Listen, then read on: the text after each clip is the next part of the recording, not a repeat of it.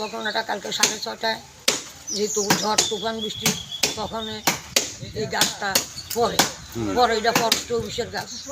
তারা বহুতবার কোয়া হয়েছে, দরখাস্ত দেওয়া হয়েছে, বহুত ইয়ে করছে। তারা আমি দেখাইছি, তারা চাকরি যাইব, এটা অর্ডার হইতো না, এটা ডিপু অর্ডার করতো না, এটা অর্ডার করলে এটা বিচারা মাল গাছ, এটা বিচারা গাছ, এটা কাটা হইতো না।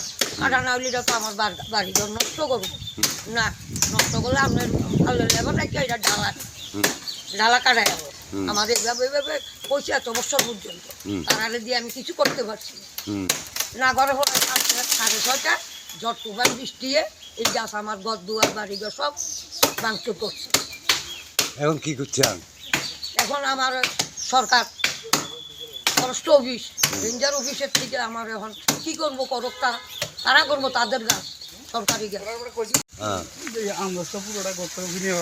কি করি কি নাম তোমার? কিরকম ক্ষয়ক্ষতি হয়েছে? 20-25 হাজার টাকার ভিতরে মাল আছে, মিশিং আছিল, রড কাটার মিশিং সব নষ্ট হয়ে গেছে, সব বিদ্যা সিমেন্ট আছিল 20 বস্তা। কি চাও তুমি? ক্ষতিপূরণ দিলে তো ভালো আছিল সরকারের কাছে।